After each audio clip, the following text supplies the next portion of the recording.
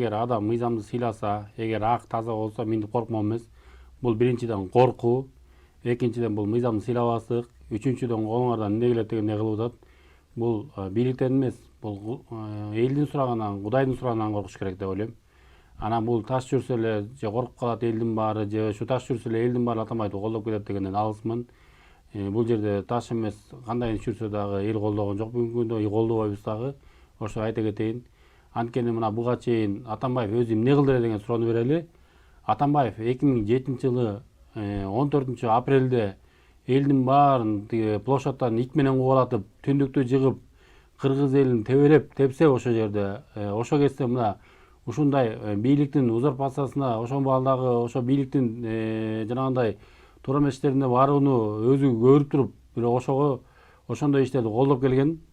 Анан бүгүнкү күндө азыркы бийликте муну тааныбайм, жана бул мыйзам иштерге барып атат деп сүйлөп атат. Эң туура мыйзамдуу жолго барды. Анткени туура эле алды кол тийбестигин. Жана бүгүнкү күндө мына мыйзамдуу талаага эми кайтып келип атабыз. Өзү кураган бардыгын, ошол эле сотторду, ошол эле парламентти, ошол эле бийлик бутактарын бардыгы убагында Атамбаев бирден карап, өзү коюп, көзөмөлдөп турган. 6 жылда бардыгын узурпация кылды. Бийликтин бүт тармактарын, бүт бутактарын өзү түздөн түз мындай буйрук берип турду. Соттор бүгүнкү күнгө чейин өздөрүнө келе албай атышат. Дале болсо президент жакты карап, мына жогорку кеңешти карагыла. Жогорку кеңештеги бүгүнкү күндө бир аз эми өздөрүнө келгендей болуп атышат да. Эмнеге дегенде көнүп калган. Өтө катуу коркутуп койгон да Атамбаев убагында. Эми ошол эле бийликти өзү кураган жогорку кеңешти бирден список менен өткөзгөн. Ошол парламентте бүгүнкү күнү ар кандай сөздөрдү айтып атат. Ал андай эле, мындай эле деген балет сөздөр менен биздин Кыргыз Республикасынын жогорку кеңешин мындай иштеп аткан жогорку кеңешти ушинтип жаман сөздөр менен айтып атат. Экс-президент болгон убагында. Бирок бул этикага да жатпайт, моралдык жактан да укугу жок. Бул өтө туура эмес сөздөрдү айтты да. Бул кыргыз мамлекетине, кыргыз элине эле бетине түкүргөндөй болду. Жаманбы, жакшыбы бул жогорку кеңеш иштеп атат да азыр. Парламенттик республика болгонубуздан кийин биз бүгүнкү күнү конституция боюнча дагы биз парламенттик өлкөбүз. Парламенттик анан президенттик деп айтылат. Эми сыйлаш керек да. Мындай бир кичине этика болуш керек. Ошол мен ушинтип курал менен өзүмдү өзүм коргойм, келгенин атып салам деген бул уюшкан кылмыштуу топтун мүчөлөрүнүн башчылары бар да. Ушулардай болуп сүйлөдү да. Менин куралым бар, эми келсе атам деп. Мыйзамдуулук барбы бизде бүгүнкү? Негизи мамлекет, Кыргыз мамлекетинде мыйзамдуулук бар да. Биз ошол мыйзам менен жашайбыз, конституция менен жашайбыз. Чындап эле күнөөңүз жок болсо Атамбаев келип чакырылган жагына барсын, сурагынан берсин, өзүн өзү актасын, өзү деле айтып жүргөн сотко келип актангыла деп өзү бир нече жолу айткан. Эми өзү эле кеткен бийлик эле анан бир убакта эле жаман болуп, адилетсиз болуп калабы? Адилетсиз болгонго дагы убакыт керек да. Адилетсиз болгон убакыт жете элек болгон да жок бизде. Атамбаев мына жакында эле мына 1 жылдын арак берагында эле кетти бийликтен. Ага чейин дагы өтө иштерине киришип отурду да мамлекеттик иштерде. Акыры азыркы президент өзүнүн жолун тандап туура кылды. Антпесе бүгүнкү күнү дагы эмне болот эле Кудай билет. Элди сыйлаш керек. Кыргыз эли бар. Анан мен үстүңкү зона, астыңкы зона, ортоңку зона деп ушул Атамбаев бөлдү. Ушинтип бөлбөш керек. Мен дейт ушул кой таштагы элдер келип чогулуп, мени ушу коргоп калат деген. Булар биринчиден карапайым элди жаман көрсөтүп атат. Андай болбойт да.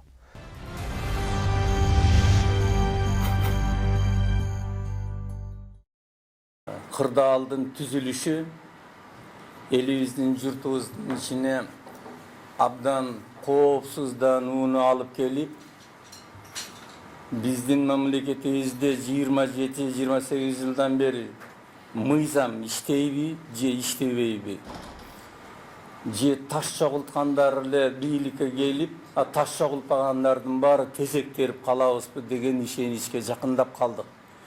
Элибиз жакшылыктан үмүтүн, улам жакшылыктан үмүт кылат, бирок ал айрым саясий лидерлердин насабынан элдин ишеничи жалпы бийликке өтө тайып баратат. Да алдыда азыр сөз айтышты. Кылым караткан кыргыздын салтында деп. Ооба. Ошол салттын биринде айтыптыр. Балам, таш чогултпай баш чогулт. Байлык, бийлик топтолот. Баш ийбесең айтканга баары бир күн жок болот деп. Эң жөнөкөй, карапайым сөз менен элибиз кылымдан кылымга айтып келатат балдарына. Эмнегедир балдары бийлик менен байлыкка келгенде элдин атын жамынып, элдин тарыхын түздөп өзүнүн каалашынча. Ана ошол кызматтан 6 жыл отуруп кетсе дагы үйүнүн жанына эми дөбө кылып таш төшүрүп, аны чөп менен жаап коюп келгендерди урамдап отурат. Бул көрүнүш өтө коркунучтуу, өтө аянычтуу.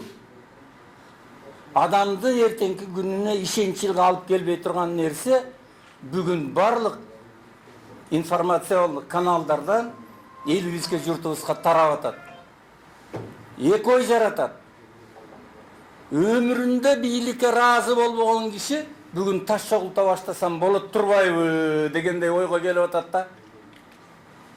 Ошондой кишилер бар. 20 жылдан, 25 жылдан ашкан бийликтин учурунда такай эле нааразы болуп жүргөн кишилер бар. Бир кишини жакшы экен деп айтпагандар да бар. Кудай жалгап, алар аз. Чын эле биз кылым караткан кыргыз болсок, чын эле биз 3000 жыл, 5000 жыл жол басып өткөн ата-бабалардын балдары болсок, анда акылга келебизби?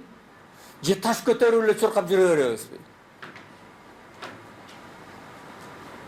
Таш көтөрүп чуркаган заман доор болуп өткөн. Бирок ошол таштын артына жашынып алып, менин куралым да бар деп айтыш, бул элди коркутушпу? Же бийликти коркутушпу? Кандай кылып бийликти кан төгүлтүп алсам, мен кайра ошол жол менен барам дегендикпи? Эмне? 100дөн ашык балдарыбыздын окучканы аздык кылып атабы? Айтпайын деген сөздүн айттырат да могул кырдаал. Азбы? Ошол энелердин, ошол аталардын күйүтү, көзүнүн жашы бүгүн курга элек. Биз унуткарып койсок, же бийликтин башындагылар унуткарып койсонгон менен, аны ошол эне аталар күнүгө кийимин көрүп, сүрөтүн көрүп, ошолордун тең туштарын көрүп, ошолордун жакын туугандарын көрүп, курбуларын көрүп, алардын үйлөнүп атканын көрүп, неберелерин көрүп, каңырыгы түтөп турганын унутуп койдубу? Бу кандай жетекчи жайлап алганбыз деген суроо мени уктатпай келет. Ушу кыргыздын жетекчилерине окшогон башка мамлекет барбы я? Экөө тентип, эки элде жүрөт. Бирөө бу жерде отурат, мен куралдар жарагым бар деп. Бу биз качан эл болобуз, качан журт болобуз? Кыргыз интеллигенциясы, кыргыз маданиятына уютку болгон, салым кошкон адамдар. Биз орден алып, анан кыргыз эл баатыры болуп эле жүрө беребизби? Же бу чектен чыккандардын алдына чындык баатырлыкты көргөзүп биз чыга алабызбы? Кандай эле эл карама каршы келгенде карапайым элдер байкуштар колдорун кармап алып, алдыга чыгып, кокуй тосолу, кокуй болбосун, антели минтели дейт. Баатырлардын баары каякта жүрөт дейм да. Эмнеси баатыр дейм да? Баатырлык качан? Эл үчүн болгондобу? Же жер үчүн болгондобу? Эл үчүн да, жер үчүн дагы айта турган сөзү болгондо. Кайда бүгүн ошолор? Кайда кыргыздын мен деген баатырлары? Биз карама каршылыкты, биз Бұл жерде бірін-бірі кемсінтүүнү, біз түндік түштікке бөлүүнү жүйөбүз деп чейрек кылымдан ашык ушул жерге айтып да келебиз, аракет да кылып келебиз. Бирок саясатчылардын лидерлери бизди дайыма bir söz менен же bir эле өзүнүн кылык жоругу менен ажыратып коюп атат. Өтө өкүнүчтүү көрүнүш. Өтө өкүнүчтүү көрүнүш.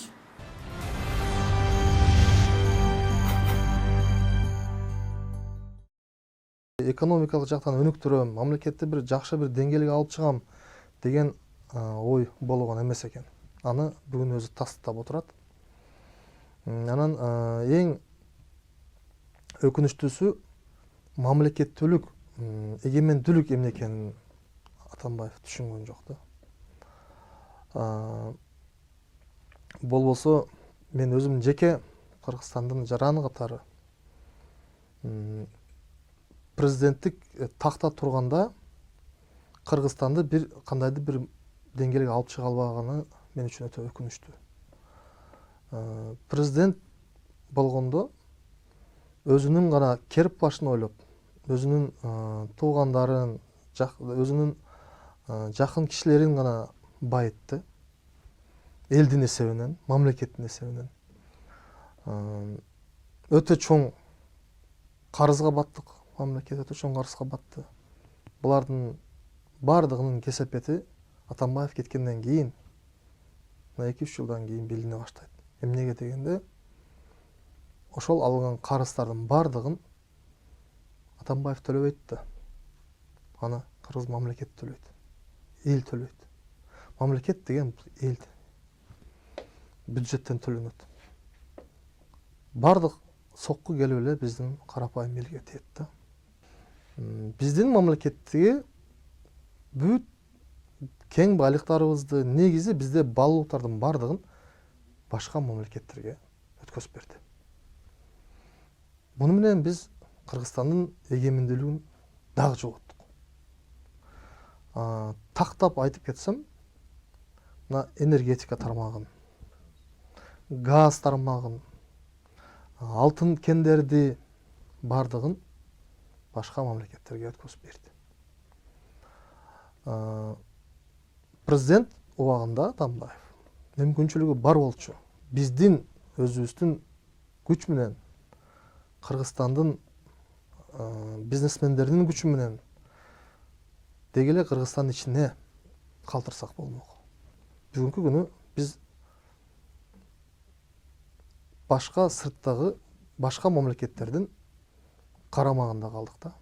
Ошолордун кол алдында калып калдык. Бул жерде Атамбаев ошо түрмөдөн чыгарсын деген бир жерине кошулам. Түрмөдөгү адамдардын жанагы тоого урдаган, сотко урдаган, жанагы Атамбаевдин убагында адилет жаткандары чыкса болот. Бирок Атамбаев менен ичкен жегенде чыгууга эч кандай жол жок. Буларды түрмөдө эмес, тарыхый жолдо соттош керек деп дагы да айта кетем. Буга чейин айтып келгем. Тарыхый жолдо соттош керек. Буларды мындай эмес, же бир 3-4 сот маңдайын эмес, элдик сот кылыш керек да. Ошол маалда эл өзү чечет буларды кандай соттош керек экенин. Мына бүгүнкү күндө тергеп туруп элдик сотко алып чыгыш керек. Эл өзү таразасын коет, баасын берет. Бирок эл бүгүнкү күндө буларды ичпегенин, жеген эмес, ичпегенин далилдесе булар далилдемек. Бүгүнкү күндө элдин баары булардан кошул деп ичтиби, сурагын берсин, жедиби, сурагын берсин, арам акчасы менен элдин башын айлантпасын деген айтып атат. Өлкөнү канчадан карыздар кылып атыр, Кытайлардан, чет өлкөлөрдөн, ошол эле тиги Россиялардан канча акчаларды алып туруп бүгүнкү күндө аяк баш жок кетти. Бүгүн өзлөрүнүн эле жанында аткан Ырыскелди Момбеков айтып калды эле, жолдорго акчаны алдыңар, бирок жолдорго морожен сыяктуу эрип кетип атат депчи. Ошондой эле акчаларды бүгүнкү күндө ысыраптык менен колдонгондагы эл карызда калып калды.